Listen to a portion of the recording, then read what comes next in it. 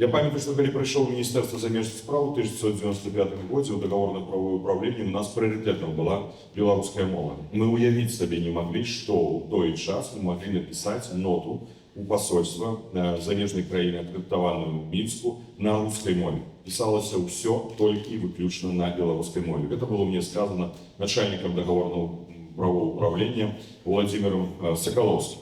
Отдельно, когда мы писали ноты на русской мове, это ноты дотычили Содружества незалежных держав, бо в той час Міністерство заміжних справ Білорусі виконувало функцію депозитарія погодненню СНД.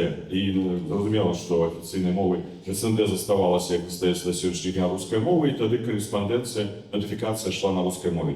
До речі, важливо підкреслити, який приклад нам робили заходні посольства. Заходні посольства, і мені тут передусім згадується, я не буду стверджати, але все ж таки, пам'ятаючи цю історію, здається, тільки два заходні посольства, які завсюди до цього часу кореспондують з Міністерством заміжних справ Білорусі на білоруській мові. Це посольство Злучених Штатів Америки і це посольство Польщі. Я не пригадаю себе, чтобы посольство Франции, ці посольства Германии кореспондовали з нами на белорусской мове. И это так само приклад, когда замежные краины приезжают до нас, аккредитують своїх дипломатів, на якій мові вони кореспондують з Міністерством заміжних справ. Тому молода частка МЗС, яка долучилась тоді до більш сталої частки, ще з часов БССР, зрозуміло була з таким натхненням, що варто розвивати і просовувати білоруську мову. Ну, це, може, сталося з часов Кравченки, пізніше вже Сянько прийшов, і Сянько так само це підтримував. Так що проблем з цим не було. Усі двупакові домови, які ми рихтували так само пріоритетно на білоруській мові. Це навіть не розглядалося. Мова була білоруська і мова заміжної країни, з якою ми підписували погодження. Це фактор того, що повинно бути у системі, наприклад, Міністерства заміжних справ, і тут не треба примусу. Це просто реально буде реалізовуватися. Коли я працював прес-секретарем Міністерства заміжних справ, перед цим у Білостоку, тут увогуле була, зрозуміло, така криниця, натхнення білоруськості, Білосточчина, білоруські школи, ліцеї, колективи, фестивалі і білоруськомовний консул, зрозуміло, генеральний консул Слямнюк, білоруськомовний, навіть Кричко Миколай, були намісник міністра внутрішніх справ, брат відомого Кричко, який був старшиною митного комітету, так само білоруська мова. Я пам'ятаю, приїхав один з советників з Варшави у Білосток, зустрівся з білоруською меншістю у Білостоку, і він почав розмовляти на русській мові. На його погляділи як на варіанта, і він більше сюди не приїхав, ніколи. Тобто з цим скончилася його політична місія, як політичного дорадця посольства, який ніби мав відказувати за белорусскую меньшинство Польши, его визиты у Білосточчину больше не відбулися.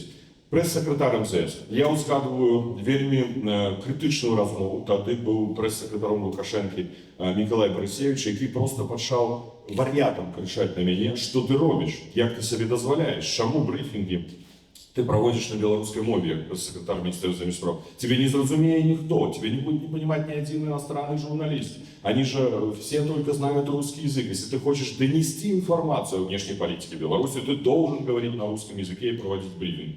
На что я ему отказал? Слухай, коли информация будет цікавая, коли она будет потребная, журналистам, я пробачення прошу, сподіваюсь, никого не ображу, то они перекладут с любой мовы. Я буду розмовляти по-білоруськи. І у мене відбулася розмова з Латипом. Я навіть тоді написав заяву об звільненні. Бо це був вельми моцний пресінг з боку прес-служби Лукашенки за те, що я користався з білоруською мовою. І Латипу вернув мені цю заяву, я пам'ятаю про ніч. Я вечором написав, раніцю він мені вернув. Сказав, що так само. Він ж народився у Башкортостані, і у його, коли я не помиляюся, татарська національність. І він тоді сказав, ви ведаеце, у мяне, у народзе, у нашай маленькай там рэспубліцы, у Расійскай Федэрацыі таксама ёсць праблема нацыянальнай мовы. Я вас заўсёды падтрымаю па-беларуску. Хаця бы на 100%. Праводзьце ўсе брыфінгі 100% на беларускай мове. І я сказаў ему, правда, слухайце, можа 100 не буду, но але абяцаю 80-90.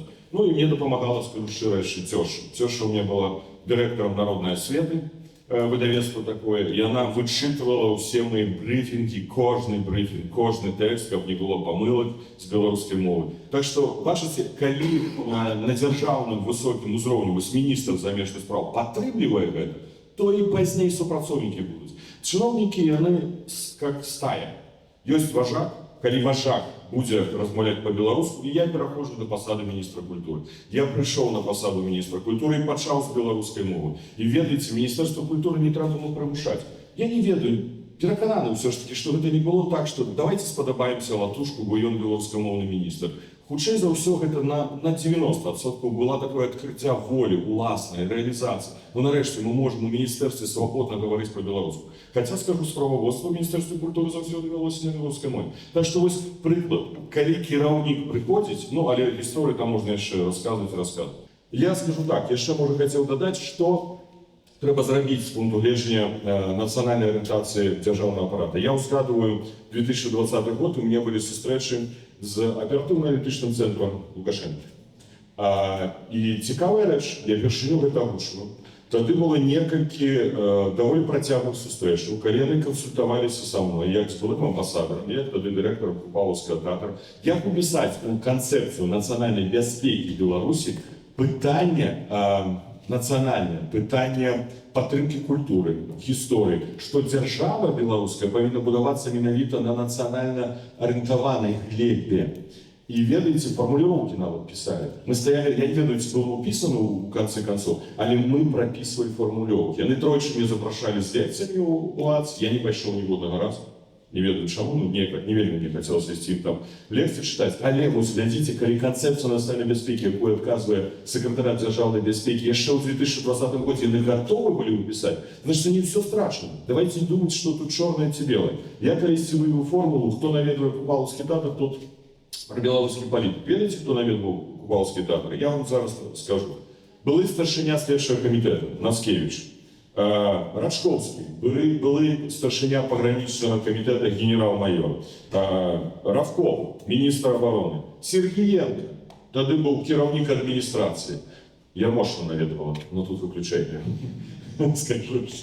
Так што ёсць гэта ўнутры беларускіх чыноўнікаў, нават тыя, якія падтрымліваюць сёння Лукашэнка. Дзяржаўны апарат, увогуле, дзяржаўных чыноўнікаў, вяртаешся да вашага пытання, трэба катэгарызаваць. Першая катэгорія, не па колькасці, але самая крытычная для нас, гэта прарасійскія чыноўнікі.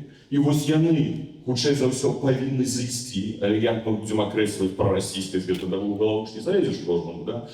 Другая катэгорія, гэта прадзяржаўныя чыноўнікі. І вось тут ёсць прадзяржаўныя, дэмакратычна арыентаваныя, ліберальна-дэмакратычна арыентаваныя, але не нацыянальна арыентаваныя. Але ёсць прадзяржаўныя, і нацыянальна арыентаваны, і прадэмакратычна арыентаваны. І вось гэта падстава чынавенства павінна быць.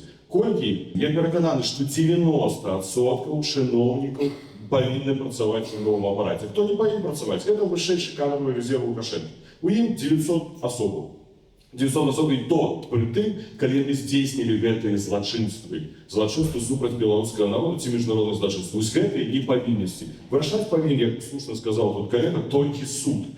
Не мы. Ну, конечно, будут стварацца законы, і на падставе гэтага суды будуць вырашаць. Што тут Павел задаў шмат пытанняў, не толькі мова, зразумела, гэта адукацыя і гісторыя, разуменне таго, адкуль мы родам, гэта вельмі важна разумець. Пазней гендерная роўнасць, прыклад, што сёння амбасадараў жанчын Беларусі практычна няма, заўсёды было адна-две. Зараз я магу згадаць, на жаль, якую я добра ведаў, але не ведаў, што яна настолькі будзе бараніць рэжым Ларыса Бельская, пастаянны прадстаўнік Беларусі пры аддзяленні АНУ ў Жэневе. І тут велічэзная праблема. Калісьці ў часы Сенько нават была забарона, ён не вельмі хацеў, каб жанчыны былі дыпламаткамі, бо пазней нараджаюць дзяцей, бо пазней праблема паедзе з ёй муж, а калі муж не паедзе, гэта разлад у сям'і. Нават праводзілася такая палітыка ў міністэрстве міжнародных спраў. Гэта было. Гэта трэба мяняць. Што тычыцца моладзі? Я ў 23 гады стаў консулам, самым маладым у гісторыі Беларусі, 27 самым маладым начальнікам управлення МЗС, у 35 самым маладым міністрам. Ніхто пакуль гэта не перабіў, таму я буду заўсёды за моладзь. Пытанне, што ўводзіць квоту для моладзі, ну гэта неправільна. Ну гэта што прымушаць іх павінен. Яны гатовы, дзверы адкрыты, калі ласка прыходзіць. Вось у нас у НАУ апошнім часам прыйшоў малады чалавек. Я вельмі задаволены.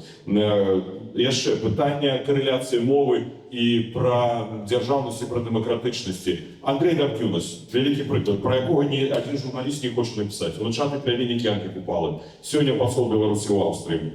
Ён цягне фіцу да Лукашэнкі, ён абсалютна выступае за падтрымку гэтага рэжыму, пры тым, што ён улучшаты племяннік Янкі Купалы. І я не думаў ніколі, я лічыў, што ён найбольш шчыры беларус сярод усёй беларускай дыпламатыі, але стаіць на баку рэжыму.